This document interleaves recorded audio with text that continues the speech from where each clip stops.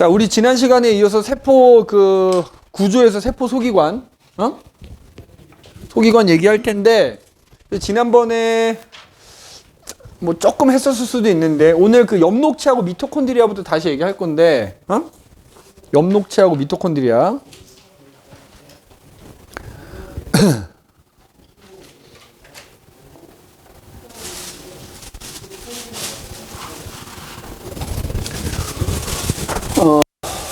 자, 오늘 하는 걸로 1번 엽록체지, 엽록체?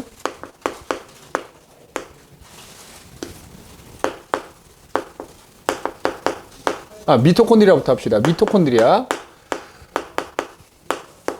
재용이 네가 나한테 카톡 보는 게 뭔가 요 내용, 야, 니네 우리 교재에서 있지? 지금 설명할 건데 요게 미토콘드리아고 요게 엽록체인데 밑에 설명이 서로 바뀌어 있어. 이렇게 얘네가 서로 이렇게 바뀌어 있습니다. 표시해 놔야 돼. 내가 하나씩 따로 설명을 할 거야. 난 처음에 재용이 네가 카톡 보내서 이게 그림이 바뀌어 있나 봤더니 설명이 바뀌어 있는 거였더라고. 그래서 이게 설명이 서로 바뀌어 있습니다. 그러니까 요 설명이 엽록체에 대한 설명이고 요 설명이 미토콘드리아에 대한 설명입니다. 그래서 첫 번째, 자, 미토콘드리아.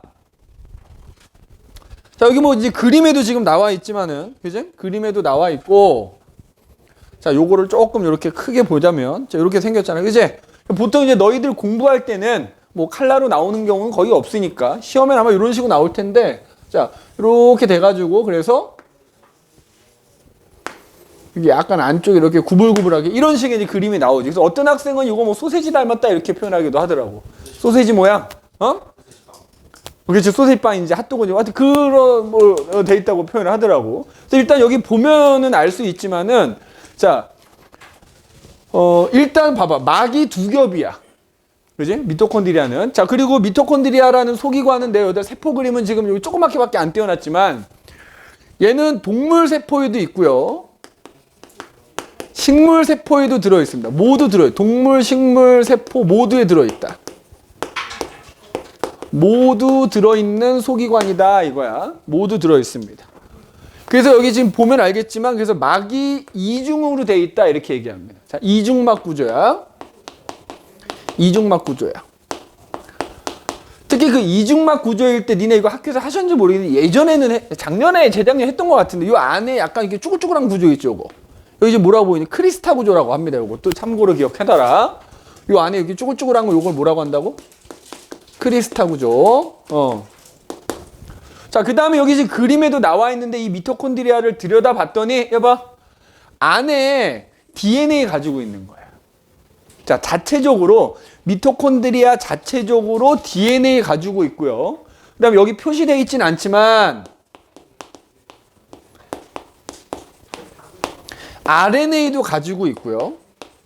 그 다음에 여기 보면은 뭐야? 리보솜이라는 것도 가지고 있어. 리보솜도 갖고 있습니다. 자, 이렇게 자, 여기서 핵심은 이거야. 자체적으로 DNA를 갖고 있다는 말은 무슨 말이냐면 니네 핵 속에 DNA 들어있지. 자, 우리가 지난번에 세포 얘기할 때 어떤 세포가 핵을 갖고 있으면 그 진핵세포라고 한다 그랬잖아. 그러면 이 진핵세포 핵 속에 들어있는 DNA가 있을 거 아니냐? 근데 이 미토콘드리아도 DNA가 있는 거야. 그러면 생각해봐. 미토콘드리아가 갖고 있는 DNA가 핵 속의 DNA로부터 유래된 거라면 뭐 염기서 이런 게 동일해야 될 거 아니야. 근데 과학자들이 연구를 해보니까 이 미토콘드리아 안에 들어있는 이 DNA는 이 진핵세포의 DNA와는 다르더라는 거야. 오히려 우리가 세균이라고 부르는 원핵세포의 DNA와 유사한 특징이 나타나더라 이거야. 그래서 자체적이란 말을 쓰는 거야. 그래서 어쨌든 미토콘드리아는 이렇게 자체적으로 핵산을 가지고 있고 리보솜도 갖고 있기 때문에 뭐 할 수 있지? 증식이 가능합니다. 그러니까 뭐 실제로 그럴 일은 없지만 너희가 인위적으로 미토콘드리아를 빼내가지고 실험실에서 배양을 한다 그러면 그 숫자가 막 늘어나. 그래서 특히 뭐 이제 하느니라고 관계가 있지만은 아무튼 증식이 가능해. 증식. 그리고 특히 요거 있죠, 요거. 니네 얘가 이중막 구조로 돼 있고 얘네가 자체적으로 핵산과 리보솜을 갖고 있는 이유가 있어. 그거가 이제 뭐에 근거가 되냐면 이 미토콘드리아라는 소기관은 어디서 기원하는가, 유래되는가, 세포 내 공생설이라고 하는 거와 관계가 있거든. 그 근거로 사용되는 거야, 얘네 두 개가. 근데 그건 좀 이따 얘기할게. 그래서 아무튼 이 미토콘드리아가 무슨 일을 하느냐, 이른바 이 안에서 세포호흡이라는 게 일어납니다. 세포호흡. 미토콘드리아 안에서 세포호흡이라는 게 일어나는데, 세포호흡이 사실은 두 가지가 있어. 니네 2학년 되면 생명과학 배운단 말이야. 아마 여기서 안 배울 사람은 거의 없다고 봐. 뭐 물화생을 하던 화생질을 하던 물생질을 하던 생물은 무조건 배울 텐데, 세포호흡이 산소호흡이 있고 무산소호흡이 있는데, 일반적으로 이 미토콘드리아에서는 산소호흡이라는 세포호흡이 일어나. 예. 자, 세포호흡은 그 뭐냐? 생명체 혹은 세포가 살아가는 데 필요한 에너지를 만드는 작용이야. 세포호흡이. 그래서 니네 요거는 화학 반응식도 외워야 돼. 세워보는. 니네 학교 프린트에 써져 있더만. 그지? 자, 세포호흡은 뭐냐? 포도당이라고 하는 영양소를 이용해서 걔를 산소를 이용해서 분해를 하는 거고요. 그러면 이산화탄소와 물이 만들어집니다. 자, 그러면서 에너지가 발생하는 게 세포호흡이야.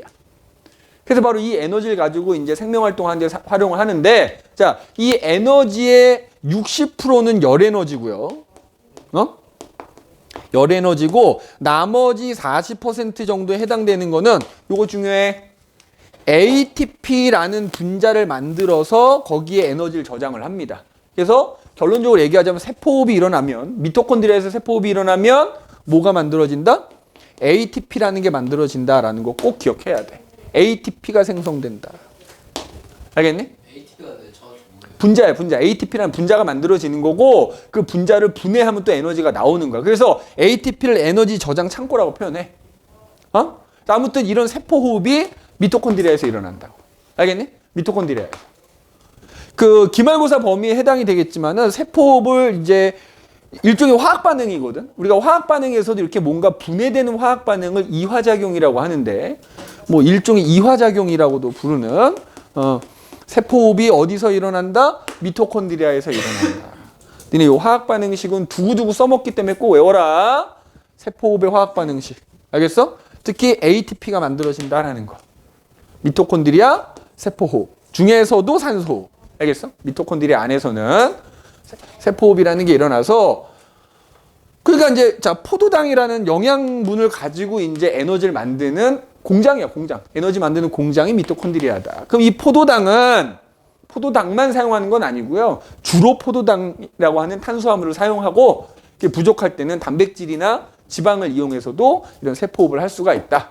아무튼 미토콘드리아 세포호흡이 일어난다는 게 중요한 거야. 알겠어? 그러니까 봐봐. 야, 얘가 증식이 가능하다 그랬잖아. 왜? 세포호흡을 하면 이제 에너지가 만들어지지. 그러니까 우리 몸에 있는 세포들 중에서 에너지가 많이 필요로 하는 세포는 미토콘드리아가 되게 많아. 그 세포 안에. 대표적인 게 어디겠냐? 근육세포에는 다른 데보다 에너지 많이 필요하잖아. 그러니까 그 근육세포를 이루고 있는 근육을 이루는 근육세포에는 다른 세포들에 비해서 미토콘드리아 수가 좀 더 많습니다. 그죠? 그래서 근육세포에는 그 미토콘드리아라는 소기관이 굉장히 많다라는 거 참고해 주시면 돼요. 그렇다고 동물에만 있는 건 아니고 동물, 식물 모두에 존재한다. 이렇게 보시면 됩니다. 자, 그 다음에 엽록체 있어요. 엽록체. 자, 엽록체. 자, 많이 들어봤지, 엽록체. 그지? 자, 일단 그림을 보면, 얘 봐. 이렇게 생겼어. 얘도 보면은, 요렇게, 지금 저 그림에서 보면은, 요렇게 막이 무슨 막이다? 이중막입니다. 이중막. 그지? 이중막으로 돼 있고, 그 안에 보면은 약간 동전처럼 생긴 애들이 이렇게 층층이 쌓여져 있거든? 야, 이것도 혹시 몰라 얘기합니다. 이 동전처럼 생긴 이 동그란 놈을 틸라코이드라고 부르고요. 그게 이렇게 층층이 쌓여져 있는 이 전체는 그라나라고 부르고, 아무튼 요렇게 나와. 요런 식이 나와. 요렇게 요런 식으로 생겨 있어. 자, 그런데 엽록체는 어디에만 존재하냐면 식물 세포에만 존재합니다. 미토콘드리아는 동물, 식물 모두에 존재하지만 얘는 어디에만? 식물 세포에만 들어있더래. 식물 세포에만 이 엽록체라는 소기관이 들어있습니다. 꼭 명심해. 식물 세포에만. 그 다음에 지금 얘도 보면은 알겠지만은 막이 두 겹이야. 이중막으로 둘러싸여져 있고요. 그지? 그 다음에 얘도 지금 그림에 봐봐. 미토콘드리아와 마찬가지로 엽록체 안에도 자체적으로 DNA가 들어있고요. DNA가 들어져 있고, 그지? 그 다음에 여기 보면 리보솜도 있어. 리보솜도. 그러니까 얘도 미토콘드리아하고 동일해. 자체적으로 보니까 DNA 가지고 있고 RNA 가지고 있고 심지어 리보솜도 있더라 이거야. 미토콘드리아하고 동일하게. 아까도 얘기했지. 왜 자체적이란 말을 쓴다고? 마찬가지로 이 엽록체 안에 들어있는 DNA는 그 식물세포 핵 속에 들어있는 DNA와는 좀 결이 다르더라. 결이 다르더라 이거야. 그렇게 됩니다. 그럼 얘도 마찬가지 증식이 가능한 거야. 그런데 조심할 거는 이 엽록체라는 거는 식물세포에만 존재한다 그랬죠. 그런데 문제는 모든 식물세포에 엽록체가 들어있는 건 아니야. 자, 모든 식물세포에 존재하는 건 아니다. 그러니까 니네 엽록체 하면 이게 초록색으로 보인단 말이야. 그러니까 니네가 밖에 나가서 나무를 봤을 때 초록색으로 보이는 부분에는 뭐가 있는 거야? 엽록체가 있는. 근데 그렇지 않은 부분, 뭐 뿌리라든가 이런 데는 뿌리를 이루고 있는 세포에는 엽록체가 없어. 알겠니? 그래서 동물하고 식물 중에 식물에만 있지만 그렇다고 해서 모든 식물세포에 엽록체가 있는 건 아니다.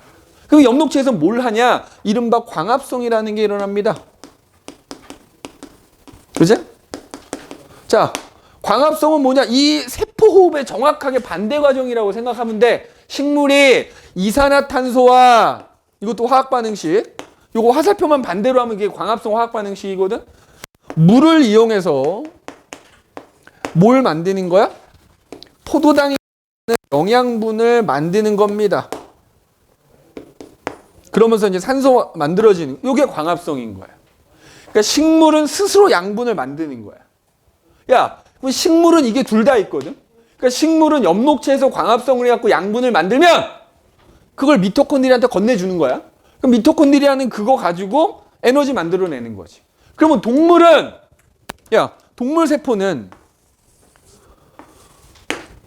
엽록체가 없거든. 여기 미토콘드리아만 있단 말이야. 미토콘드리아만 이렇게 있단 말이지. 그러면은 얘는 얘가 세포호흡하려면 얘도 마찬가지로 포도당과 같은 양분이 필요하잖아.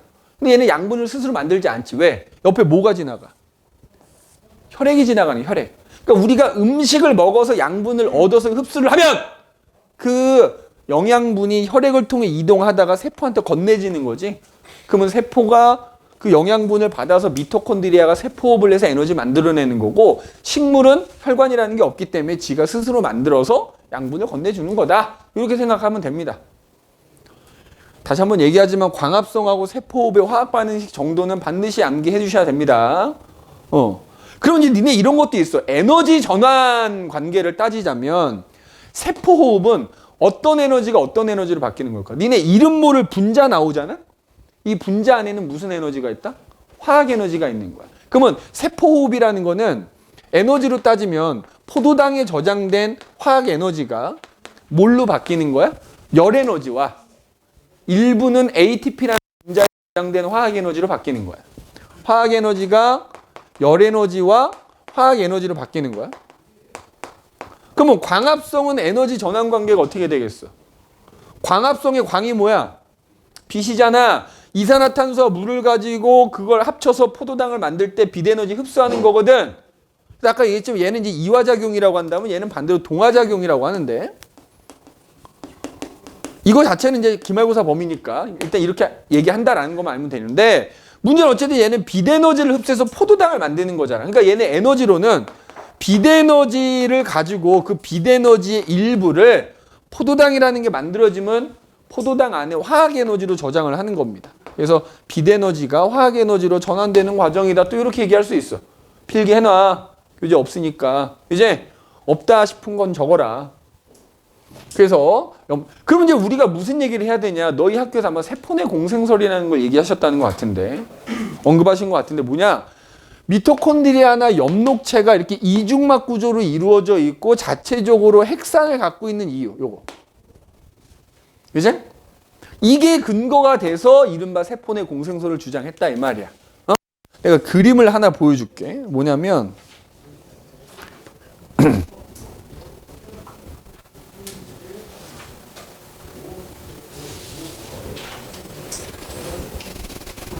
자, 요거거든, 요거. 자, 뭐냐면은, 야, 지구상, 요 내용 필요한 거 다 적었지? 지운다. 어? 지울 거야.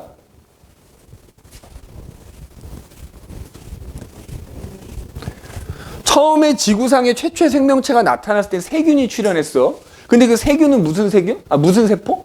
핵이 없는 원핵세포였단 말이야. 근데 원핵세포가 막 증식하다가 보니 걔네들 중에 일부가 진화를 해서 뭐야? 핵을 갖는 세포인 진핵세포가 출현을 했어. 근데 내가 예전에 얘기했지만 원핵세포보다 진핵세포가 크기가 훨씬 큽니다.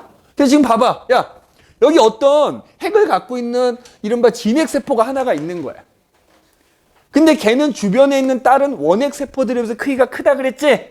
그 원핵세포가 일종의 세균이라고 생각하면 돼. 그러면 잘 봐. 이 진핵세포가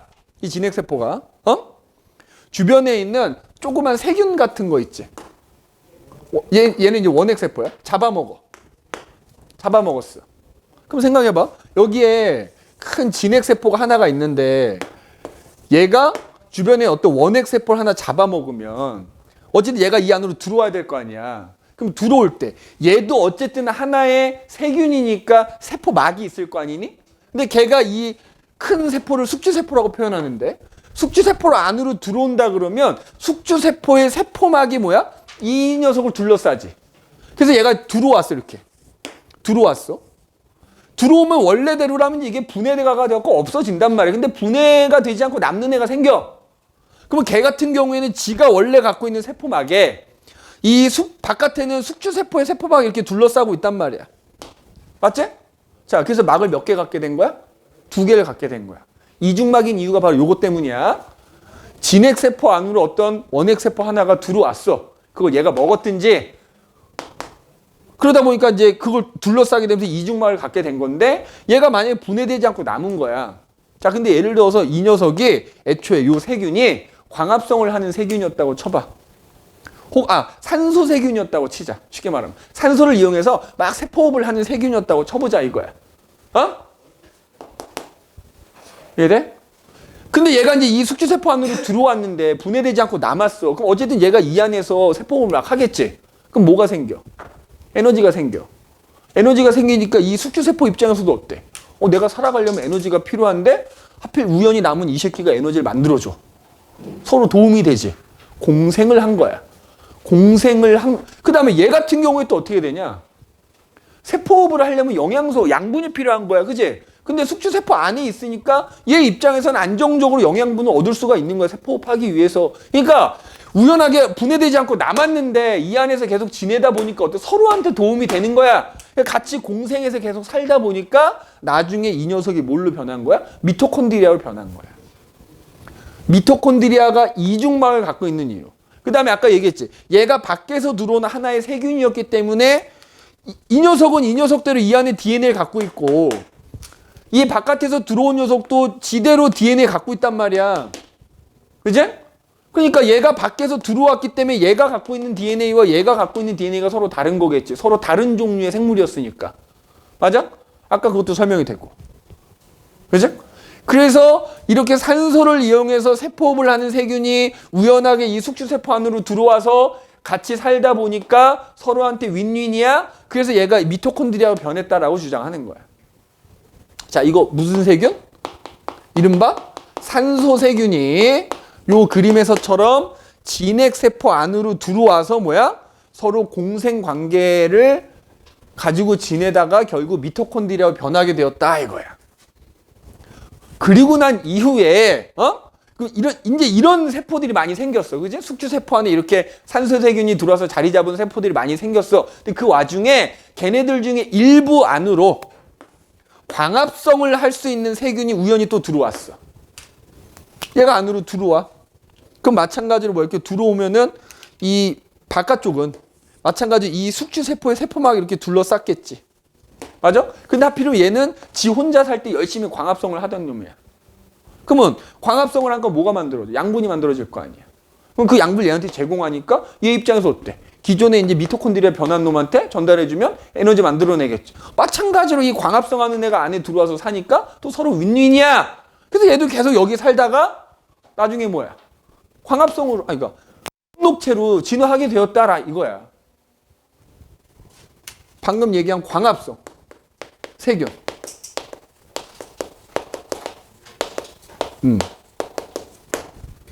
그러니까 얘도 마찬가지로 얘가 원래 독립적인 하나의 생물이었기 때문에 얘는 얘대로 또 DNA가 있었을 거 아니야.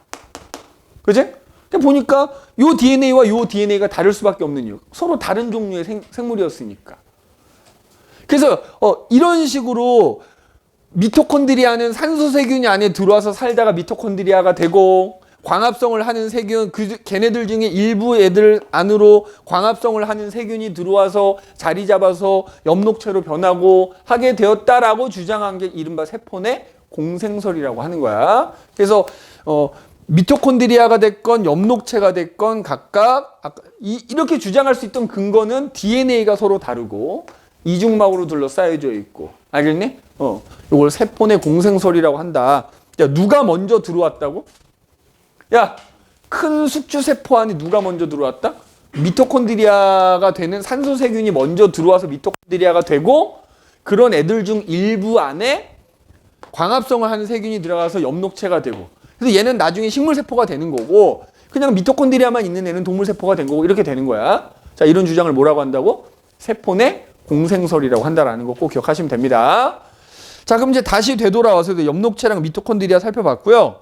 그럼 이제 다시 되돌아와서, 자, 이번에는 밑에 보면 액포라는 거 나와. 액포. 자, 빠르게 얘기합시다. 액포. 자, 세 번째 액포.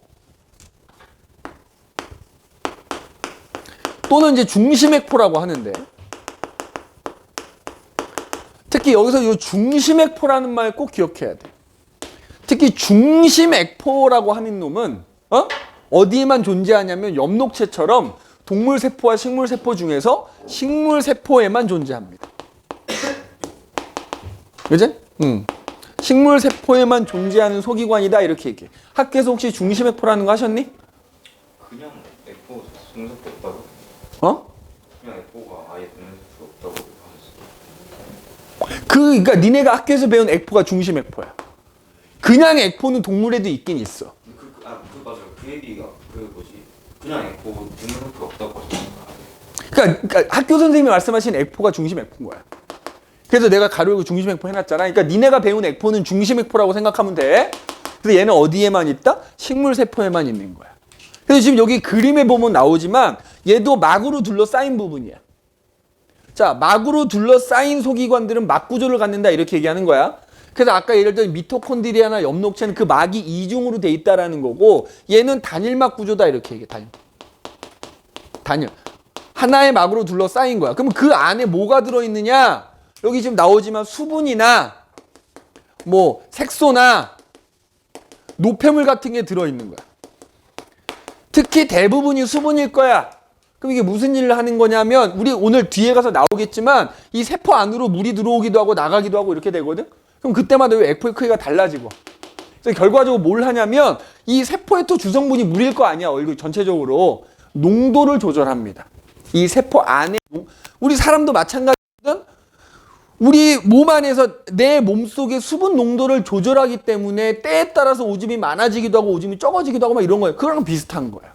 바로 이 중심액포는 그 세포 내 농도를 조절하는데 그걸 삼투압이라고 표현을 합니다. 그래서 세포 내 삼투압을 조절해요. 그럼 동물에는 왜 없을까? 그지? 이른바 중심에 왜 없냐? 자, 특히 노폐물 생각을 해봐. 동물도 세포입을 하면 노폐물이 생기거든, 이게. 근데 동물 세포 같은 경우에는 이 세포 안에서 노폐물이 생겼어. 근데 동물 세포 옆으로는 뭐가 있다? 모세혈관들이 있단 말이야. 혈관이 있어. 그러니까 세포 안에서 생긴 노폐물을 혈액으로 보내주면 돼. 그럼 그 혈액을 통해서 그 노폐물이 걸러지는 곳에 가서 노폐물이 몸 밖으로 나가게 된단 말이야. 근데 식물은 여기 그림에도 나오지만 제일 바깥쪽에 뭐가 아니 벽이 있어, 벽. 이 벽이 있으니까 노폐물을 잘 못 내보내는 거야. 그러니까 그 노폐물을 계속 저장을 한다고. 그래서 여기 지금 그림에 나오지만 이 세포도 수명이 있어. 그 세포가 오래되면 오래될수록, 성숙한 세포일수록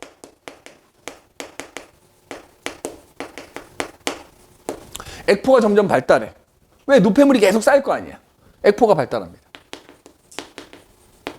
그래서 나중에 가면 오래된 세포는 그 세포의 대부분이 뭐야? 액포야. 세포의 대부분을 차지하게 됩니다. 오래된 세포이면 그 세포의 대부분을 차지합니다. 대부분을 차지해. 알겠니? 대부분을 차지합니다. 그래서 어쨌든 액포의 핵심적인 기능은 뭐다? 세포 내 농도, 삼투압을 조절한다. 막으로 둘러싸여 있다. 이렇게 얘기합니다. 자, 그 다음에 이제 네 번째로 뭐가 있느냐? 방금 나온 거지. 오늘 하는 거에 네 번. 세포벽이라는 게 있어요. 세포벽. 뭐 이 세포벽도 하나의 소기관이냐라고 한다면 모르겠다. 하여튼 소기관으로 친다 그러면 자, 세포벽. 자, 마찬가지 얘는 벽은 뭐만 있다? 식물 세포에만 있는 겁니다. 이 세포벽 어디에만 있다? 식물 세포에만 존재합니다. 그럼 얘가 하는 일은 뭘까? 여기 그림에 나와 있지만 여기 위에 그림 봐봐. 우리 동물 세포랑 비교해 보면 어때? 동물 세포는 지금 여기 그림에 나와 있지만 세포벽이 없어. 그래서 모양이 두리뭉실을 하단 말이야. 근데 식물은 이 바깥에 있는 세포벽으로 인해서 어때? 그 모양이 되게 규칙적인 모양을 띠고 있죠. 그래서 어쨌든 세포벽은 식물 세포에만 있어서 얘는 뭘 하느냐? 그 세포의 형태를 유지해. 그리고 당연한 얘기겠지만 내부를 뭐하는 역할도 하겠어. 보호하는 역할도 하겠지. 세포의 내부를 보호하는 역할도 합니다. 자, 근데 우리 앞에서 탄수화물 할 때 언급했는데 니네 이 세포벽의 주성분이 뭐야? 주성분이 뭐였지? 셀룰로스라고 하는 탄수화물이지. 뭐라고? 셀룰로스야, 셀룰로스. 자, 여기다 참고로, 야, 재용아, 요거만 하고 쉴 거야. 잘 봐. 적어줄 테니까 적어놔. 우리 흔히 세균이라고 하는 원핵세포들 있지, 원핵세포들. 이른바 원핵세포들이 있어. 그러니까 그냥 니네는 세균이라고 생각하면 돼. 자, 세균도 문제 물론 이제 구조들이 조금씩 다 다르긴 한데, 예를 들어 이런 세균이 하나 이렇게 있다고 칠게. 왜 그러냐면 세균도 세포벽이 있어. 얘네들도 세포벽이 있다고. 그리고 그 안에 세포막이 이렇게 있고, 그 다음에 뭐 그 안에 이제 막 DNA가 해가 없이 막 풀어져 있는 거야. 그리고 이제 리보솜도 막 이렇게 군데군데 퍼져 있단 말이야. 그런데 니네 알다시피 세균은 동물이다 식물이다 개념이 없거든. 단세포니까, 그지? 요 세포벽의 성분이 뭐냐면 펩티도글리칸이라고 하는 거야. 펩티도글리칸. 그래서 조금 구분해야 돼.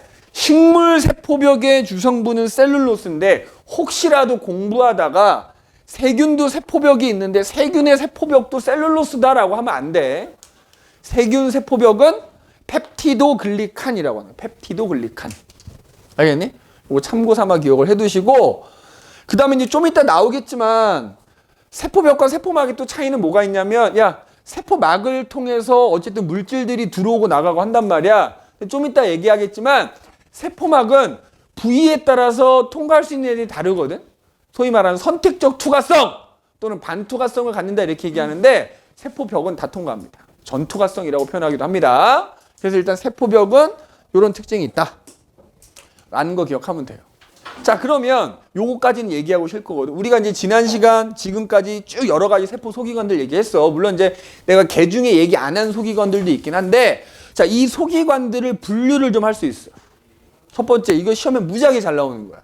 자, 어떻게 분류하느냐?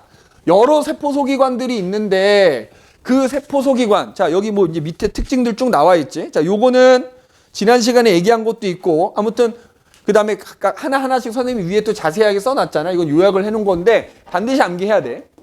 세포 소기관들의 특징 반드시 암기해야 되고, 그럼 이런 세포 소기관들을 말이야 요렇게 구분할 수 있어. 어떻게 했냐면 소기관들 중에 막으로 둘러싸인 소기관이 있고 그렇지 않은 소기관들이 있거든. 그래서 막으로 둘러싸인 애들을 막구조라고 그래. 막구조. 막구조인 세포 소기관과 막구조가 아닌 세포 소기관 이렇게 둘로 나눌 수 있단 말이에요. 한번 해보자 이 말이야. 그지? 자, 막으로 둘러싸인 세포 소기. 일단 제일 첫 번째 뭐 있었어? 핵. 맞지? 그 다음에 오늘 얘기한 거 뭐 있었냐? 미토콘드리아. 그지? 엽록체. 그지? 그 다음에 니네 지난 시간에 한 건데 핵을 둘러싸고 있는 막의 일부가 변해가지고 소포체라는 게 만들어진다 그랬고, 소포체 일부가 떨어져 나와서 뭐가 된다고? 골지체라는 게 생긴다 그랬고, 그 다음에 학교에서 아마 나오진 않을 것 같은데 골지체에서 가수분해 효소를 포함하고 있는 리소좀이라는 게 만들어지고요. 맞지? 그 다음에 뭐 또 뭐가 있을까? 뭐 예를 들자면 세포를 가장 바깥쪽 동물세포 같은 게 둘러싸여 세포막이라는 것도 세포 소기관이라고 한다면 막으로 둘러싸인 거잖아. 맞지? 그 다음에 오늘 얘기한 것 중에 물론 식물에만 있는 중심액포.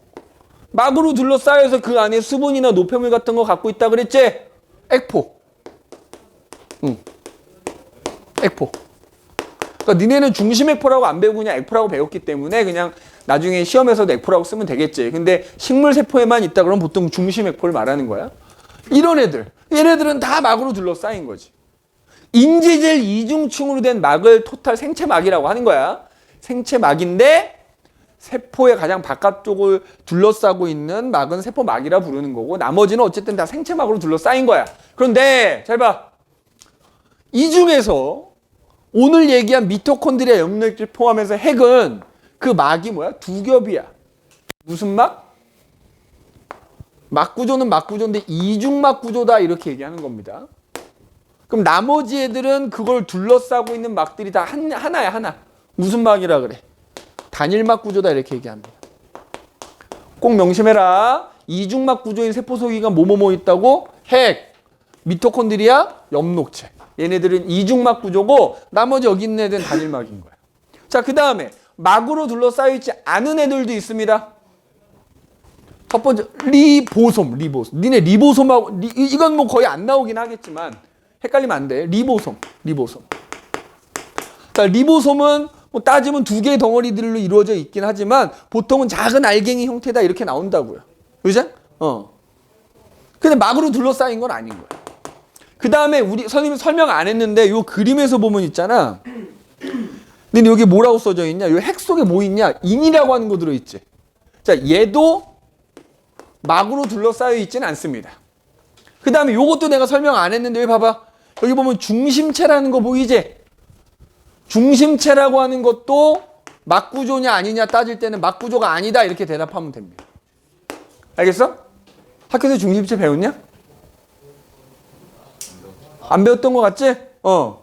자, 참고로 이제 중심체는 뭐 얘기하자면 그 중심립이라는 거 두 개가 이렇게 수직으로 놓여져 있는 거고요. 나중에 세포들 니네 중학교 때 세포 분열 배웠지? 세포 분열할 때 뭐가 만들어지냐? 방추사라는 거 만들어지지? 그거 만들어지는 곳이야. 방추사 형성에 관여하는 애인데 아무튼 그냥 요거만 기억하면 돼. 막구조 아니더라 이 말이야. 그 다음에 굳이 따지자면 얘도 뭐고야? 얘는 벽인 거잖아. 벽. 막은 아닌 거잖아. 그지? 세포 벽도 굳이 이거 소기관으로 친다 그러면 막구조는 아니다. 그래서 얘네들은 막구조가 아니다. 이렇게 얘기합니다. 알겠어? 막구조.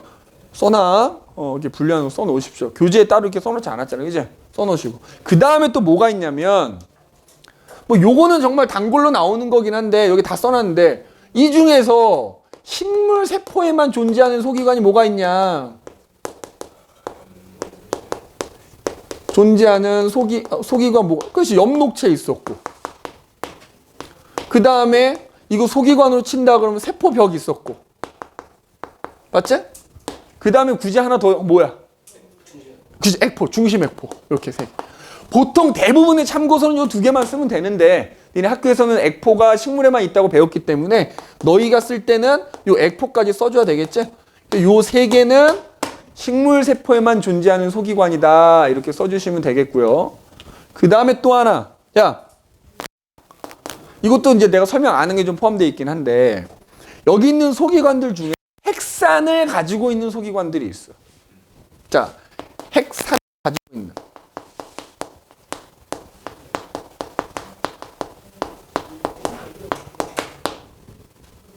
일단 핵산이면 DNA, RNA잖아요. 그치? DNA, RNA 둘 다 핵산인데 둘 중에 하나라도 갖고 있으면 핵산 갖고 있는 거야. 너네 내가 지난번에 얘기했지. 핵산이 있냐 없냐와 핵막이 있냐 없냐 헷갈리면 안 된다 그랬어. 세포 전체로 봤을 때 핵산은 무조건 있는 건데 세포 안에 있는 소기관들 중에 핵산 가진 놈 누가 있었어? 예. 핵! 기본적으로 핵은 당연히 있을 거야. 핵산이 들어있을 거 아니야. 맞지? 그 다음에 오늘 배운 거 뭐 있었어? 자체적으로 DNA, RNA 갖고 있는 애들. 미토콘드리아. 맞지? 그 다음에 또 누구 있었어? 엽록체. 그 다음에 여기 하나 더 있네. 누가 있냐면 여기 나온 리보솜이라는 애도 핵산을 가지고 있어. 리보솜. 요건 내가 리보솜 할 때 아마 설명 안 했던 것 같은데 리보솜도 가지고 있어요. 자, 그런데 갖고는 있는데 잘 봐. 뭘 갖고 있냐 이거지. 핵산 중에. 미토콘드리아 엽록체는 DNA와 RNA를 둘 다 갖고 있습니다. 알겠어? DNA와 RNA 둘 다 갖고 있는 거야. 근데 리보솜은 그 중에서 RNA만 가지고 있다 이렇게 보면. 이건 뭐 기말고사 때 배울 텐데 rRNA라고 하는 그러니까 어쨌든 RNA 갖고. 자, 그럼 이렇게 물어볼게. 리보솜은 핵산을 가지고 있다. 맞아, 틀려? 맞는 거지. 핵산 중에 RNA 하나. 자, 근데 리보솜에는 DNA가 있다. 맞아, 틀려? 틀린 거야. 맞아? 리보솜에 핵산이 있다. 맞는 거지. 그러니까 핵산은 있는 건데 이제 핵산 중에 얘는 두 종류를 다 가지고 있는 거고 얘는 한 종류만 갖고 있는 거 이렇게 되는 겁니다. 알겠네? 그래서 얘도 참고 삼아줘. 꼭 좀 메모를 좀 해둘 수 있도록 하십시오. 알겠네? 자, 그래서 우리가 그 세포 소기관들 한번 쭉 정리를 한번 해봤고, 하여튼 다시 한번 강조하자면 여기에 각각의 세포 소기관들 내가 특징들 다 적어놨으니까 꼭 암기를 할 수 있도록 하시고, 그럼 우리 이제 잠깐 쉬었다가 여기 세포막을 통한 물질의 이동에 대한 얘기를 좀 하도록 합시다. 잠깐 쉽시다. 봅시다. 자, 그 다음에 페이지로 56페이지 보면은 세포막의 구조와 선택적 투과성에서 세포막에 대해서는 뭐 앞서도 얘기했었지. 자, 모든 세포는 당연히 세포막을 갖고 있어야 되는데, 그지? 세포막을 갖고 있어야 되는데, 자, 그 세포막이 뭘로 이루어져 있다 그랬어? 잘 봐. 인지질이 주성분이라 그랬지. 그래서 이렇게 인지질 이중층으로 이렇게 돼 있고, 그 사이사이에 단백질들이 이렇게 이제 박혀 있습니다. 이제 이런 식으로, 단백질들이 이렇게 박혀 있어. 박혀 있어. 그래서 내가 뭐 그때도 인지질 얘기하면서 얘기했지만 세포막의 주성분은 뭐다? 인지질이고 그 사이에 단백질도 박혀져 있기 때문에 단백질도 세포막의 성분이 된다 이렇게 얘기를 했어요. 그래서 요거를 막단백질이라고 얘기해요. 막단백질. 그래서 여기 보면 막단백질은 요 밑에 이제 그림에 나오지만 이런 식으로 세포막을 관통하는 애들도 있고 세포막 이렇게 표면에 붙어 있는 애들도 있고 그래. 자, 그 중에서 요거 하나 좀 잘 봐둬라. 그럼 특히 이제 이 단백질 같은 경우에 여기 예를 들어 이렇게 관통하고 있는 단백질 같은 경우에는 얘를 통해서 이제 물질들이 들어오기도 하고 나가기도 하고 하는 거예요. 그래서 이 막 단백질은 어떤 물질이 이동하는 통로 역할을 하기도 하고요. 이렇게 표면에 있는 단백질들 같은 경우에는 거기 어떤 물질들이 이렇게 결합을 하면서 뭔가 어떤 작용할 수 있게끔 해주는 이른바 수용체 역할을 하는 경우도 있습니다. 수용체. 특히 여기 보면은 요거 좀 기억해놔, 이름. 표면에 모든 시험에 나왔던 거 아니에요? 단백질에 탄수화물이 붙어 있는 경우 있지. 요걸 뭐라고 한다? 당단백질이라고 부르기도 합니다. 요것도 좀 기억해놔라. 당단백질이라는 거는 그 단백질에 탄수화물이 이렇게 결합돼 있으면 그걸 당단백질이라고 한다는 거. 아무튼 인지질은 세포막의 주성분이고 단백질도 이런 어떤 세포막의 성분이 된다. 그래서 그 세포막에 있는 단백질은 막단백질이라고 한다 이거야. 그리고 내가 또 강조했던 거 있었지? 요게 세포막 하나인데 세포막은 인지질 무슨 층? 이중층으로 이루어져 있다 이렇게 해가지고 이중막하고는 구별을 해야 돼. 요거가 세포막 하나야.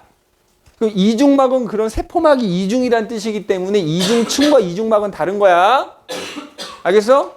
세포막 하나가 이중층이야. 그럼 세포막이 이중으로 돼 있으면 그건 이중막인 거야. 그러면 걔는 따지면 인지질 4중층인 거지. 맞냐? 아니 근데 왜냐면 내가 인지질에 대해서는 지난 시간에 얘기했기 때문에. 그 다음에 얘네들이 뭐 한다 그랬지? 이게 얘네들이 이렇게 사이사이에 박혀져 있는데 이게 고정돼 있는 게 아니라 내가 지난번에 얘기했잖아. 수면에 기름방울 한 방울 떨어뜨리면 수면에 떠 있는 상태에서 기름방울만 움직일 수 있다 그랬지? 그것처럼 이 인지질과 단백질도 고정돼 있는 게 아니야. 얘네들 사이사이로 단백질이 이렇게만 움직일 수 있어. 인지질 분자들도 형태는 유지하면서 얘네가 움직일 수 있다고. 그래서 유동성이 있다 이렇게 표현을 하고요. 아마 너희 학교 프린트에도 나와 있을 텐데 그래서 이걸 뭐라고 부르냐면 유동 모자이크막 모델이다 이렇게 불러. 유동 모자이크 모델 또는 유동 모자이크막 모델. 유동성이 있다 이렇게 얘기합니다. 유동성이 있다. 그래서 이제 이런 세포막을 통해서 물질들이 들락날락 하는 거야. 근데 이렇게 인지질 이중층으로 이루어진 세포막은 그 밑에 나오지만 선택적 투과성을 갖는다 이렇게 얘기해.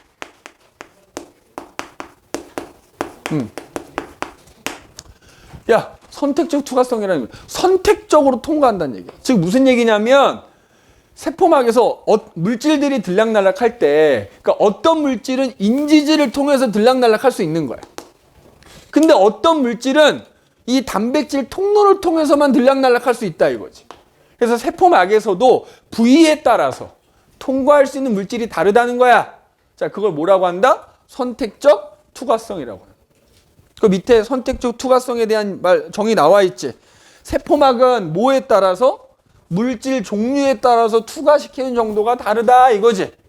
그러니까 부위에 따라서 인지질로만 되어 있는 부분, 단백질로 된 부분, 각 부분에 따라서 통과할 수 있는 물질이 다르다는 거야. 다시 한번 얘기하자. 그걸 뭐라고 한다고? 선택적 투과성. 그럼 잘 봐. 어떤 애들은 인지질 이중층으로 된 부분만 통과를 할 수 있고 어떤 애들은 그 단백질 통로를 통해서만 통과할 수 있다 이 말이야. 그럼 어떤 애들이 그러냐? 야, 생각해봐. 인지질 이중층이면 요 꼬리 부분이 마주보고 있는 부분은 소위 말하는 소수성을 띠잖아. 그러면 생각해봐. 니네 물에 잘 녹는 애가 여기를 지나갈 수 있겠냐? 못 지나가는 거야. 그래서 어떤 애들이 인지질 이중층을 지나갈 수 있냐면 그 물질들이 또 분자로 이루어져 있을 거 아니냐? 분자로 따지면 좀 크기가 작은 분자들. 보통 이제 기체 분자들이에요. 기체 분자들. 크기가 작은 기체 분자들. 그리고 물에는 잘 안 녹는 애들. 뭐라 불러? 소수성. 그지? 또는 지용성 뭐 이렇게 부르거든? 그런 애들. 그런 애들은 통과할 때 뭐 안에서 밖으로 나가든 밖에서 안으로 나가든 인지질을 통해서 들락날락 하는 거야. 그래서 대표적으로 어떤 게 나오냐면은 근데 소수성인데 친수성 머리를 뚫을 수 있는 거예요? 여기가 아예 못 지나가진 않겠지. 그지? 기름도 물을 못 지나가는 건 아닐 거 아니야. 떠 있는 것뿐이 지나갈 수 있는 거잖아. 그지? 그러니까 안에가 주로 소수성이니까 그렇게 기억을 하자 이거지. 주된 부분은 소수성인 거 아니냐? 거기 지나가려면 물에 좀 안 녹는 애들이 잘 지나간다 이런 뜻이지. 뭐 얘네만 지나갈 수 있다 뭐 이런 뜻은 아니겠지만 그지? 주로 이런 애들이 지나간다는 얘기야. 그래서 대표적으로 산소기체하고 이산화탄소 같은 분자들 있지. 그러니까 여기서 말하면 이게 뭐 소수성이라고 표현하기 좀 그러면 무극성, 분자들도 이제 극성, 무극성이 있는데 따지면 좀 무극성인 분자들은 주로 인지질 이중층을 지나가는. 그래서 대표적으로 나오는 게 산소기체, 이산화탄소기체야. 그래서 뒤에 가서 또 얘기하겠지만은 우리 이 숨을 들이마시면 그 공기가 어디로 들어? 폐로 들어오지. 폐는 수많은 폐포로 이루어져 있거든. 근데 그 각각의 폐포들은 전부 모세혈관으로 둘러싸여져 있어. 그러니까 요 가운데가 폐포야. 그 요게 모세혈관인데, 야, 폐포하고 모세혈관 사이는 정말 세포막 하나야. 근데 내가 숨을 들이마시면 공기가 들어올 거 아니냐. 그 공기 중에 뭐 들어있지? 산소가 들어있고 이산화탄소도 조금 들어있거든. 그 다음에 혈액 속에도 산소가 들어있어. 이산화탄소도 들어있거든. 그러면 이때 산소는 어쨌든 혈액 속으로 들어오고 이산화탄소는 일로 건너가거든. 그럼 그때 이 세포막을 지나가야 되잖아. 그럼 그때 일로 지나가건 이 산소와 이산화탄소 분자는 인지질 이중층을 지나서 가게 된다 이 말이야. 알겠네? 그 다음에 자 그럼 그렇지 않은 애들 있잖아. 크기가 좀 크고 물에 좀 잘 녹고 이런 애들은 이 통로를 통해서만 지나갈 수 있는 거야. 그래서 단백질 통로로 지나갈 수 있는 애들 크기가 좀 크고 그지? 물에 잘 녹고 그 다음에 뭐 예를 들어서 분자는 아닌 이온 같은 것들이 있지. 니네 이온 배웠잖아. 전하를 띤 이온. 기본적으로 니네 이온들은 물에 녹아 있거든. 그러니까 그런 애들은 통로를 통해서만. 전하를 띤 이온들. 이런 애들은 통로를 통해서만 이동할 수 있다. 통과할 수 있다. 그래서 이제 보통 예시로 나오는 게 예를 들자면 포도당과 같은 우리 흔히 영양소라고 하는 애들 있지? 그 분자들. 그게 좀 크단 말이야. 걔네들은 여기를 못 지나가요. 그러니까 걔네들은 통로를 통해서 지나가요. 그 다음에 뭐 예를 들자면 나트륨 이온이니 칼륨 이온 같은 이런 이온들이 있거든? 이런 애들. 이런 애들도 통로를 통해서. 그런데 조심할 게 하나 있어. 아까 앞 시간에 어떤 학생이 그런 질문을 했었는데 이 물질들, 뭐 여기 포도당만 있는 게 아니고 뭐 아미노산도 여기에 해당이 될 거고, 그다음 뭐 우리 흔히 말하는 지방도 지방이 좀 분해된 거, 지방산과 뭐 모노글리세 이렇게 분해된 애들도 다 이 단백질 통로를 통해서만 이동할 수 있는데 문제는 얘네들이 같은 통로를 이동하는 게 아니야. 이 물질마다 각각 뭐가 있다 전용 통로가 있는 거야. 내가 여기다 단백질 통로 하나만 그려놨지만 그러니까 예를 들어 입구가 여러 개가 있는 거지, 문이. 그래서 예를 들어서 도원이는 일로만 다니는 거고 이 문으로만 다닐 수 있는 거고 예를 들어 뭐 가람이는 옆에 있는 문으로 각각의 전용 단백질 통로가 있다고. 알겠니? 물질마다 그러니까 단백질 통로 하나당 한 종류 물질만 가는 거야. 어쨌든 단백질 통해서만 이동한다 이거야. 이런 애들은. 알겠니? 그래서 이런 식으로 인지질 이중층 단백질 통로 이런 부위에 따라서 통과할 수 있는 애들이 다르지. 이걸 뭐라고 한다? 선택적 투과성이라고 한다 이거야. 그러면 그때 뭐 인지질 이중층을 통해서 지나가든 통로를 통해서 지나가든 그럼 어떤 원리에 의해서 가냐 이거야. 안에서 밖으로 가든 밖에서 안으로 가든 어떤 원리에 의해서 이 물질들이 이동을 하게 되냐 이거지. 그치? 어떤 원리에 대해서. 그게 이제 그 밑에 나와 있는 요거. 세포막을 통한 물질의 이동하는 거야. 세포막을 통한 물질의 이동. 자. 지우고 해봅시다. 빨리빨리 써야 돼. 자, 세포막을 통해서 물질이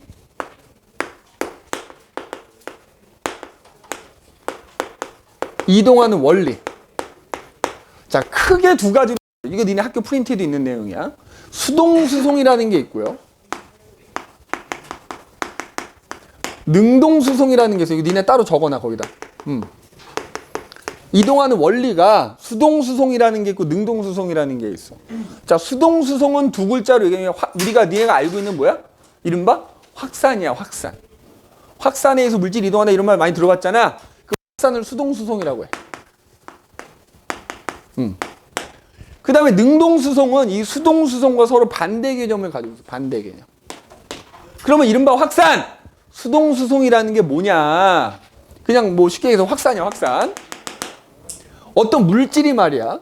물질이 농도가 높은 곳에서 낮은 곳으로 퍼져나가는, 이동하는 현상을 뭐라고 한다? 확산이야. 농도가 높은 데서 낮은 데로. 뭐 더 쉽게 얘기하자면 많은 데서 적은 데로 간다. 그 양이 많은 데서 적은 데로 가는 게 확산이에요. 응? 양이 많은 곳에서 적은 곳으로 가는 거. 확산이라고 보면 돼. 능동수송은 뭐냐면 어떤 물질이 말이야. 농도로 따지면 낮은 곳에서 높은 곳으로 이동하는 거야. 그러니까 어떤 물질이 이동할 때 양으로는 적은 곳에서 많은 곳으로 가는 거야. 자, 이 둘의 차이는 요 그림을 통해서 단박에 이해할 수 있어요. 자, 빗면이 하나가 있어. 빗면. 자, 이 높은 곳은 농도가 높거나 양이 많은 곳이라고 생각하면 되고 아래쪽은 농도가 낮거나 적은 곳이라고 생각하면 돼. 잘 봐. 그럼 내가 빗면 위에서 공을 하나 굴립니다. 그러면 공이 아래로 쭈르르 굴러가겠지. 공이 높은 데서 낮은 쪽으로 굴러가는 게 확산이라고 한다면 능동수송은 아래쪽에 있는 공을 내가 위로 밀어 올리는 게 능동수송에 해당된다고 보면 돼. 빗면에서 위에서 아래로 공이 굴러가는 게 수동수송 확산이라고 한다면 아래쪽에 있는 공이 높은 데로 가는 거를 능동수송이라고 한다고 생각하면 된다고. 그럼 니네 이 그림을 봤을 때 얘네들의 가장 결정적인 차이는 뭘까? 힘이 그렇지. 확산은 안 힘들어. 지가 알아서 저절로 굴러가지. 그런데 아래쪽에 있는 공을 내가 위로 밀어 올리려면 어때야 돼? 힘들어. 즉 이거야. 물질이 이동할 때 확산에 의해서 물질이 이동할 때는 에너지가 필요하지 않습니다. 에너지가 소모되지 않습니다. 소모되지 않아요. 그런데 능동수송에 의해서 물질이 이동할 때 이걸 억지로 보내는 거라고. 그러니까 뭐가 필요해? 에너지가 필요합니다. 자, 아까 미토콘드리아에서 뭐야? 생명활동에 필요한 에너지 만든다고 했지. 그때 만들어지는 에너지가 필요한 거야. 아까 뭐 만들어진다 그랬지? 그래서 ATP라는 거 만들어진다 그랬지? 그래서 능동수송에 의해서 물질이 이동할 때는 에너지가 필요하다. 다른 말로 ATP가 소모된다. 이렇게 돼. 써놔. 니네 능동수송 교재 없잖아. 써놔. 니네 학교 프린트에는 있어. 써놓으세요. 그죠? 그래서 우리가 지금 이제 수업 시간에 다룰 거는 이 수동수송이긴 한데, 수동수송이 나오면 능동수송도 뜻은 알고 있어야 된다. 아, 능동수송이라는 게 이런 거구나 정도는 알고 있어요. 수동이 삼투인가 그거예요? 아니야.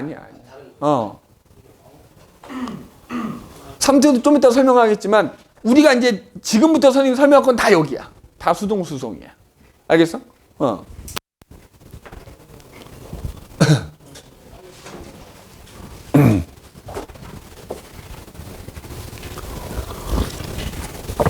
그럼 봐라. 그럼 이제 얘기해 봅시다. 확산. 근데 확산도 여러 가지가 있는 거야. 자, 물질이 높은 데서 낮은 데로 가는 거죠. 그럼 이제 세포막을 통해서 물질이 이동할 때 높은 데서 낮은 데로 가는 건데 어디를 지나서 가냐 이거지. 아까 얘기했지. 물질에 따라서 어떤 애는 인지질을 지나서, 그러니까 이거야. 물질에 따라서 어떤 애들은 인지질을 통해서 확산이 되는 애들이 있고 어떤 애들은 단백질 통로를 통해서 확산되는 애들이 있고 이렇단 말이야. 그래서 확산이 두 가지로 나뉘는 거예요. 지금 나오지? 물질에 따라서 인지질을 통과해서 확산이 되는 애들. 이런 애들 단순 확산이라고 합니다. 뭐라고 한다고? 단순 확산. 지금 그림 나와 있지? 요거야. 그럼 자, 인지질 이중층을 통해서 확산이 되는 거. 이걸 단순 확산이야. 그럼 어떤 애들이 아까 인지질 이중층 지나갈 수 있다 그랬어? 크기가 작은 기체 분자들. 그리고 물에 잘 녹지 않는 애들이 확산될 때는 인지질을 통과해서 확산이 되니까 그런 애들의 확산은 단순 확산이라고 한다고요. 그래서 방금 전에 아까 알려줬었지? 예를 들자면 아까 그림 그렸는데 페포가 있어. 그리고 그걸 감싸고 있는 모세혈관이 있어. 그럼 얘네들 사이에 기체가 교환되거든? 산소하고 이산화탄소가 교환되거든? 그걸 기체 교환이라고 하는데. 잘 봐. 아까 페포가 이렇게 있었어.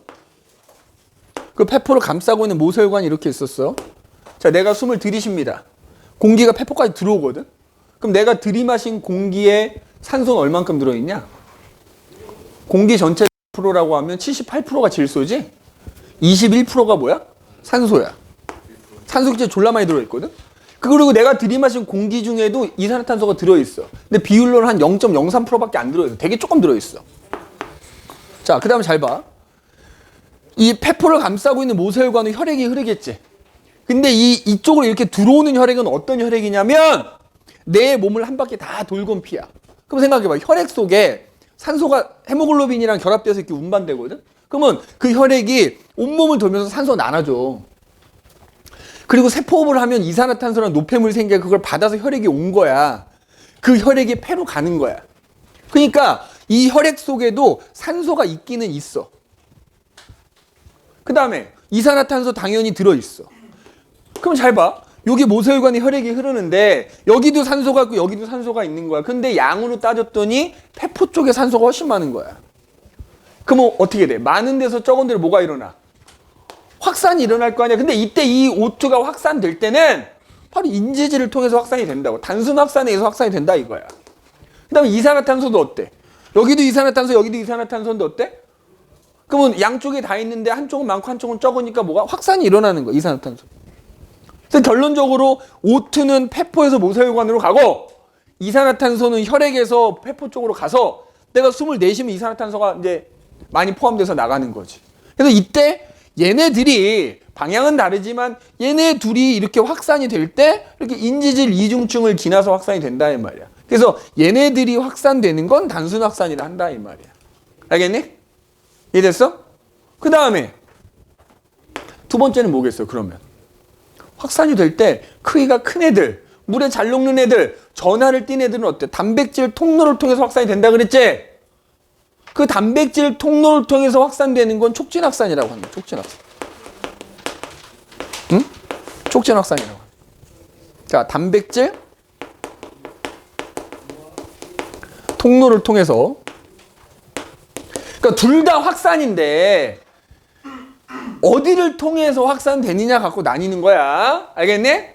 아까 인지질 이중층을 통해서 확산이 되면 그걸 단순 확산이라 하는 거고, 통로를 통해서 확산이 되면 촉진 확산이라 하는 거야. 그럼 아까 어떤 애들이 인지질 지나갈 수 있고 어떤 애들이 단백질 통로 지나갈 수 있는지 얘기해 줬잖아. 그것만 기억하면 되는 거야. 자, 단백질 통로를 통해서 확산되는 건 촉진 확산이라고 하는 거야. 응? 그럼 아까 어떤 애들이라서 크기가 좀 크고, 우리가 소위 말하는 무슨 영양, 3대 영양소들, 그지? 3대 영양소 생각하면 되고, 그 다음에 전하를 띤 이온들, 이런 애들은 확산될 때 단백질 통로를 통해 확산되는데 걔네들이 확산되는 건 촉진 확산이라 한다 이거. 그 예시로, 자, 방금 영양소 얘기했었지? 우리가 먹은 음식이 소화됩니다. 맞지? 소화되는 게 어디서 흡수되지? 소장에서 흡수돼. 소장이 어디를 통해 흡수돼? 융터를 통해서 흡수되지? 자, 그럼 잘 봐. 예. 그래서 촉진확산의 예시로 항상 나오는 게 뭐냐면 소장, 융털에서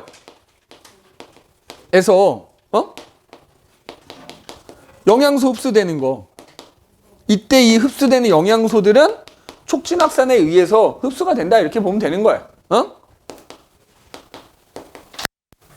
알겠니?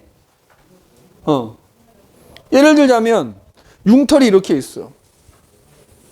자, 내가 그림을 이렇게 그려놨을 때 융털은 그냥 세포막 하나 정도의 두께라고 생각하면 되거든.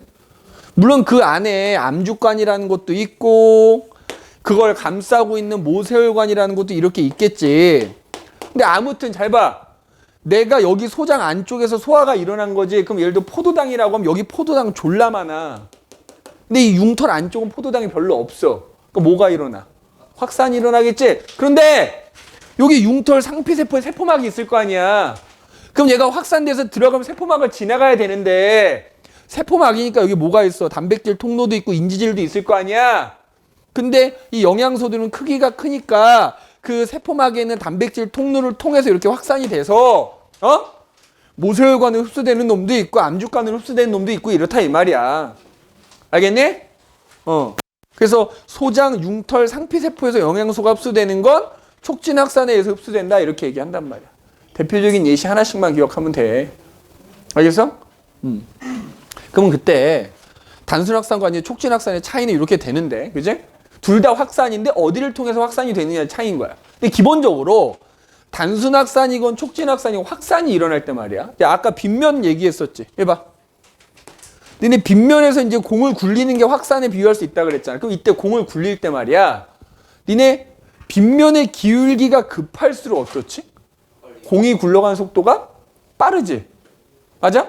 그럼 여기서 이때 이 기울기, 내가 아까 이 높은 곳은 농도가 높은 곳이고 낮은 곳은 농도가 낮은 곳이라고 보면 된다 그랬잖아. 그럼 무슨 얘기냐? 확산이 일어날 때 이거랑 비슷하다는 거야.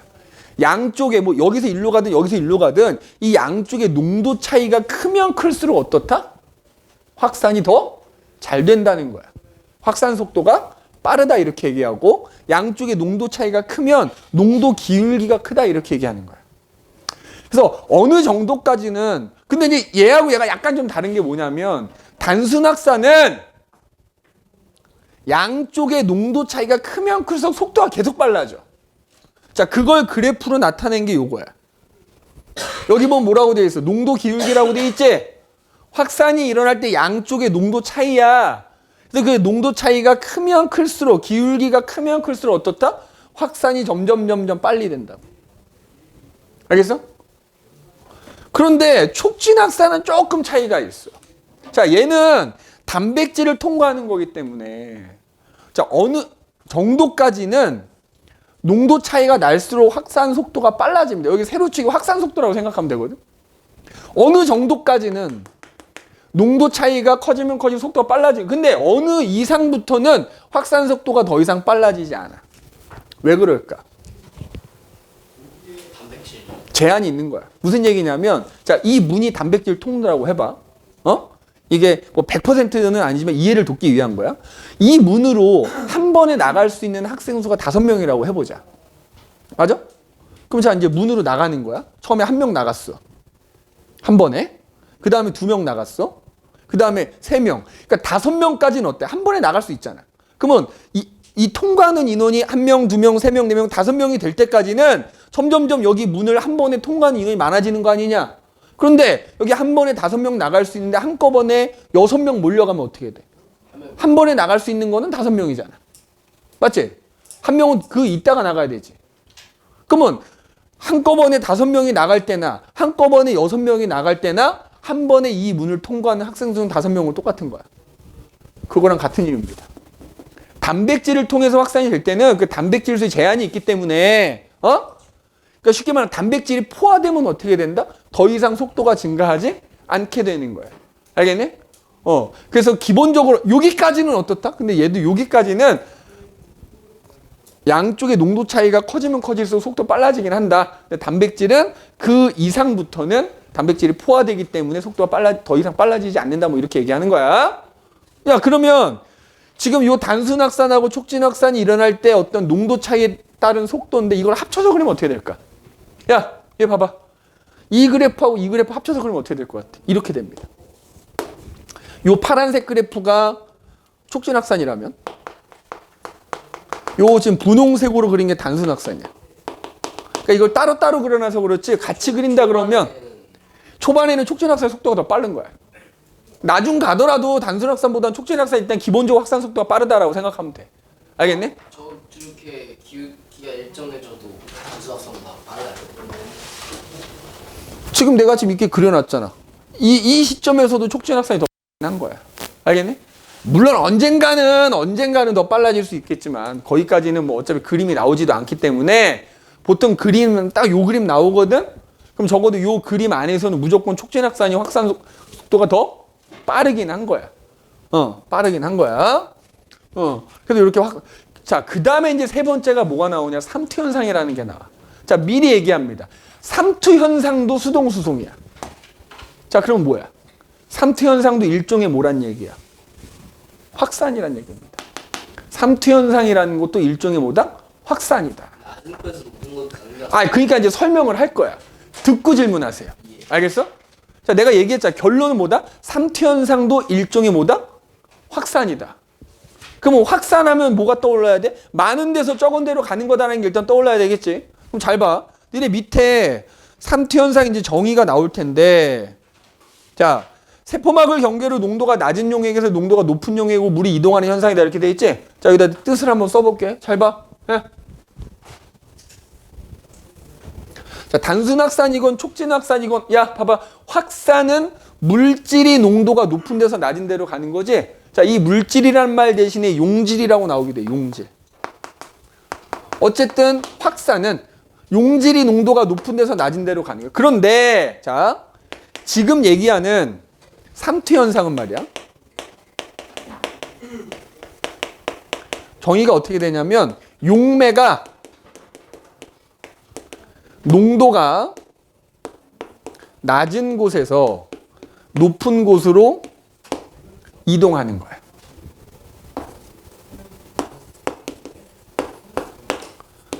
자, 그런데, 자, 그럼 봐봐. 아까 분명히 농도가 높은 데서 낮은 데로 가는 게 확산이라 그랬어.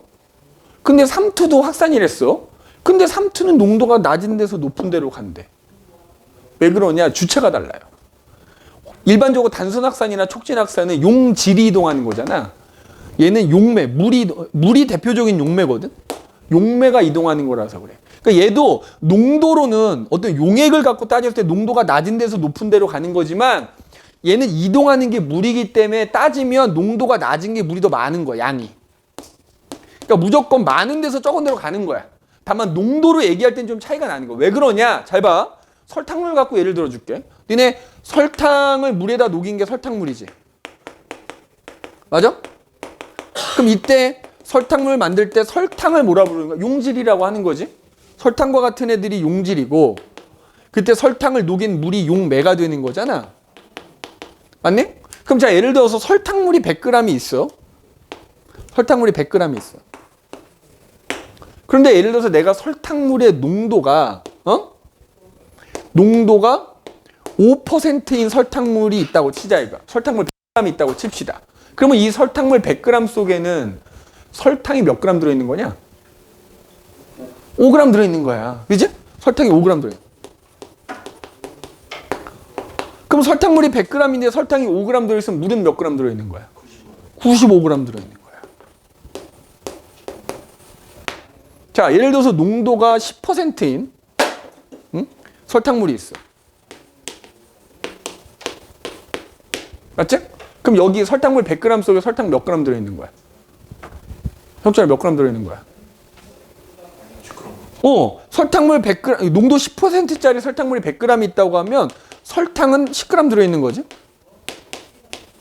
그럼 물은 몇 g인 거야? 그럼 잘 봐. 여기서 말하는 설탕은 용질이잖아. 그러면 용질은 어때? 농도가 높을수록 많이 들어있지. 맞아? 그러니까 확산이 일어난다고 하면 많은 데서 적은 데로 확산이 일어난다 그러면 설탕이 10g에서 5g 쪽으로 이동한다 그러면 결국 농도가 높은 데서 낮은 데로 가는 거잖아. 맞아? 그런데 만약에 지금 얘기한 삼투 현상처럼 물이 이동하는 거라고 치면 물도 삼투도 일종의 확산이니까 어디서 어디로 가? 많은 데서 적은 데로 간다 그랬지? 그럼 물도 어때? 여기가 물이 더 많잖아. 그럼 물은 많은 데서 적은 데로 이동할 거 아니야? 근데 그 용액의 농도로 따지면 낮은 데서 높은 데로 이동하는 거야. 그러니까 농도 갖고 얘기하면 조금 헷갈릴 수 있지만 결과적으로 뭐야? 많은 데서 적은 데로 가는 거야. 가라마 이해됐어? 많은 데서 적은 데로 가는 게 확산이기 때문에 삼투 현상이라는 것도 결국 이동하는 게 물이어서 그런 거지. 얘도 결국엔 많은 데서 적은 데로 간다. 근데 용매가 물일 때만 그런 거 아니면? 니네가 공부할 때 용매는 물밖에 안 나옵니다.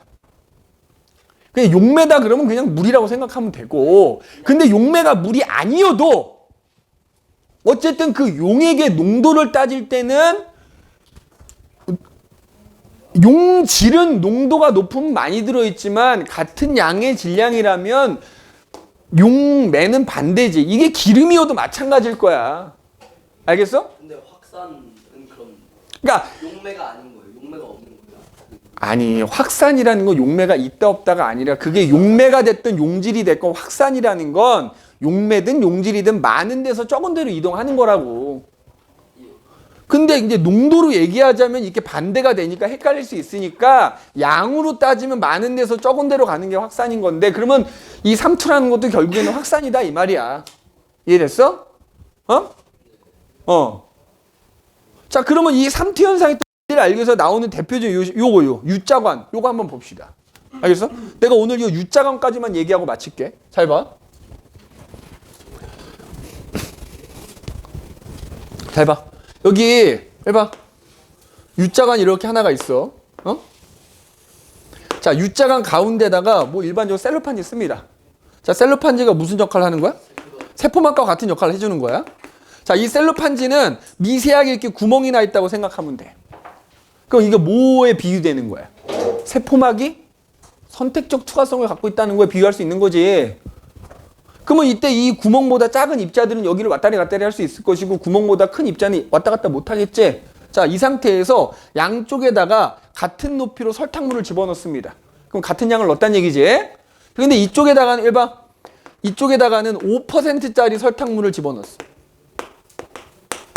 그리고 이쪽에다가는 10%짜리 설탕물을 집어넣습니다. 그럼 잘 봐. 5% 설탕물 안에 설탕노가 있겠지? 선생님 극단적으로 이렇게 잘 봐. 설탕 입자가 이렇게 있어. 맞지? 자, 10% 설탕물에도 설탕 들어있겠지. 다만 5% 설탕물보단 여기에 설탕이 더 많이 들어있겠지. 극단적으로 내가 그린다 그랬어. 여기 4개 그렸게. 3개 그렸어. 자, 그럼 어때? 기본적으로 설탕도 이 셀로판지를 경계로 한쪽이 많고 한쪽이 적기 때문에 뭐가 일어나려고 그래? 확산이 일어나려고 하겠지? 확산이 일어나면 여기서 이렇게 갈 거 아니냐? 근데 구멍보다 크니까 어때? 물리적으로 못 가는 거지. 그러니까 설탕은 시간이 아무리 지나도 여기는 계속 3개고 여기는 계속 4개인 거야. 자, 근데 이때 여기에 물이 들어있어. 자, 여기다 써놨잖아. 5% 설탕물, 설탕이 3개가 들어있으면 물 분자는 오히려 5% 쪽이 더 많이 들어있겠지. 반대로 10% 쪽은 설탕이 많이 들어있는 대신 물이 좀 적게 들어있겠지. 자, 그런데 여기 내 지금 그림을 그렸지만 물 분자는 어때? 이 셀로판지에 나 있는 미세한 구멍보다 구멍보다 어때? 작아. 그러니까 사실은 여기 있는 물도 일로 지나갈 수 있고 여기 있는 물도 일로 지나갈 수 있어요. 다만 여기가 물이 더 많잖아. 그지? 여기가 많으니까 일로 가는 게 더 많은 것 뿐이야. 그럼 우리가 육안으로 볼 때는 어때? 야, 일로 5가 가고 일로 10이 가면 우리가 볼 때는 이쪽으로 그냥 5가 간 것처럼 보이는 거잖아. 맞아? 그래서 결과적으로 어떻게 돼? 이쪽으로 간 물의 양이 더 많기 때문에 여기 수면이 이렇게 올라가는 거야. 반면에 이쪽은 수면이 어떻게 돼? 내려가겠지. 그럼 봐봐. 여기는 설탕이 그대로 4개인데 물이 점점 많아지니까 농도는 낮아질 거고, 여기도 설탕이 여전히 3개인데 물만 줄어드니까 어떻게 돼? 농도가 높아지겠지? 그래서 나중에 시간이 지나면 결국 어떻게 되겠냐? 농도가 같아지겠지? 같아지면 수면이 더 이상 어떻게 돼? 변하지가 않겠지? 자, 지금부터 중요해.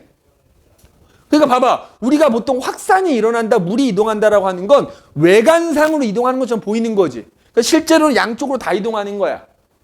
다만 많은 데서 적은 데로 가는 게 더 많은 것 뿐이다. 이거. 그럼 잘 봐봐. 야, 그럼 어쨌든 이쪽으로 이제 뭐 이거 쌤쌤한 거가 이쪽으로 간다고 치면 아까 얘기했지. 농도 차이가 클수록 확산이 많이 된다. 빨리 된다 그랬잖아. 많이 되고. 그러면 이쪽으로 물이 가면 갈수록 농도 차이가 줄어드니까 어때? 일로 많이 갔던 물의 양이 조금 점점 줄어들겠지. 자, 그래서 일로 이동하는 물과 일로 이동하는 물의 양이 같아지면 어떻게 돼? 더 이상 수면이 변하지가 않는 거지. 그리고 그때가 농도가 같아진 거야. 자, 여기서 중요한 거 하나. 그러면 야, 더 이상 수면이 변하지 않을 때, 더 이상 수면의 높이가 변하지 않을 때,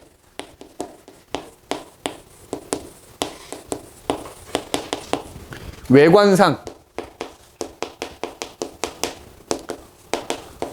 물의 이동은 있다 없다. 껌에 집중하지 말고 칠판에 집중해. 더 이상 여기가 내려가고 올라가다 더 이상 변하면 더 안 내려가고 더 안 올라가 딱 멈췄어.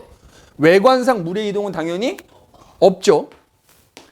근데 만약에 이 외관상이란 말이 없이 물의 이동이 없다 그러면 마저 틀려. 틀린 말이야. 높이가 변하지 않을 때는 뭐라고? 양쪽으로 이동하는 물의 양이 뭐 하는 거라고? 같아지는 것뿐. 이거 시험에 무지하게 나와. 꼭 나와. 안 나오면 내가 손목을 걸게. 알겠어? 외관상 물의 이동이 없는 거지 실제는 어떻다? 실제로는 물의 이동이 있는 거지. 다만 뭐야? 그 양쪽으로 이동하는 양이 어떻다? 같은 거다. 꼭 명심해야 돼. 적어놨냐? 적어. 적어. 놀지 말고 적어. 자, 그런데 여기서 조금 더 어렵게 나오잖아? 뭐가 나올 수 있냐면 보통은 대부분 설탕물이야. 99%가. 근데 이게 포도당 용액으로 나오는 경우가 간혹 있어. 포도당 용액으로 나오면 어떻게 되냐면 잘 봐. 내가 그림을 그릴게. 자, 그림을 그려볼게. 자, 만약에 이쪽에 야, 잘 들어. 만약에 농도가 5%인 포도당 용액이 여기 들어있고 이쪽에 10%인 포도당 용액이 들어있다고 칠게. 맞지? 여기 포도당 분자 들어있을 거 아니야? 포도당 분자가 5%니까 더 적게 들어있겠지? 물은 많이 들어있겠지, 그지? 물은 많이 들어있을 거야. 그 다음 여기 10% 포도당 용액이면은 포도당은 더 많이 들어있겠지? 그지? 물은 좀 적게 들어있을 거야. 자, 근데 내가 지금 그림 어떻게 그렸어? 보다가 작게. 그 무슨 얘기냐면 설탕은 니네 알다시피 이당류잖아. 포도당은 단당류지. 포도당 분자가 설탕 분자가 훨씬 작거든. 그러니까 뭐냐면 포도당은 여기를 지나갈 수 있는 거야. 그러면 어떻게 되느냐 하면 잘 봐. 포도당의 경우에는 이쪽이 많으니까 이쪽에 있는 포도당이 결국 뭐야? 물론 양쪽으로 이동할 수 있는데 아까 물처럼 일로 가는 포도당에서 많겠지. 그러니까 우리가 볼 때는 포도당이 일로 이동하는 것처럼 보이겠지. 근데 그때 물은 여기가 더 많아. 물도 마찬가지 왔다리 갔다리 하는데 이쪽으로 하는 물의 양이 더 많겠지. 맞아? 그럼 어떻게 되냐? 야, 여기는 포도당이 늘어나면서 물이 줄어드니까 포도당의 농도 올라가겠고, 얘는 이쪽으로 오는 물의 양이 많아지면 원래는 농도가, 그러니까 어쨌든 포도당 일로 가고 물 일로 오니까 농도 낮아지겠지. 그래서 어떻게 되냐면 수면에 아예 안 변해. 애초부터. 동시에 일어나기 때문에, 동시에. 그러니까 설탕물이면 이렇게 쫙 올라가잖아. 포도당 용액일 땐 그냥 그대로라고. 삼투가 아니라 그 촉진 확산. 그러니까 삼투도 확산이잖아. 여기서 삼투도 일어나고 확산도 일어난 거지, 아저씨. 물이 이동했으니까 삼투도 일어난 거고. 그러니까 물의 이동은 확산인데 그걸 삼투라고 표현하는 것 뿐이야. 근데 보이지 않는 거죠. 아, 그렇지. 얘도 마찬가지. 포도당의 경우에는. 그러니까 거의 시험 문제에 이 U자가 나오면 99.9%는 설탕이 나와. 근데 간혹 일부러 포도당을 내는 경우가 있다. 그러니까 니네가 문제를 좀 보라 이 말이지. 설탕 용액이냐? 야, 그러니까 이렇게 나올 수 있다니까. 이 그림 5개 그려놓는 거야. 그리고 문제 5% 포도당과 10% 포도당 넣어놓고 시간 지났을 때 모습 어떻게 되냐? 그대로인 거 고르면 된다는 거야. 근데 설탕은 이동하는 걸 찾으면 되는 거고. 알겠지? 그래서 요거는 우리가 이제 삼투 현상의 원리를 이해하기 위한 이제 유자관 실험이다 이렇게 생각하고. 혹시 니네 얘기가 나온 김에 아까 설탕 이렇게 되잖아. 야, 그래서 이쪽은 내려가고 이쪽 올라갔지. 그럼 니네 여기다가 피스톤 하나 끼워갖고 눌러. 그럼 이렇게 수면 다시 이렇게 똑같아지겠지. 그럼 그때까지 가한 압력이 바로 삼투압인 거야. 수면이 이렇게 변했잖아. 그럼 내가 한쪽 수면을 눌러. 그럼 이게 다시 올라갈 거 아니야. 그럼 눌러서 이렇게 수면 같은 높이로 맞추지. 그럼 그때까지 내가 이쪽에서 가해준 압력의 크기가 삼투압이라고요. 이해됐어? 물론 삼투압에 대해서는 나중에 화투에서 배웁니다. 그러니까 뭐 그것까지는 몰라도 상관없는데 아무튼 삼투 현상의 원리는 좀 기억해 두시고, 야, 다음 시간에는 삼투 현상 거의 다 끝났거든. 그러면 이런 삼투 현상 원리에 의해서 세포 안팎으로 물이 이동하는 그 실험에 대한 얘기하고 삼투 현상의 어떤 그 예시들 하고 마무리를 할 겁니다. 일단 오늘 수업은 여기까지 하고 숙제 내줄게.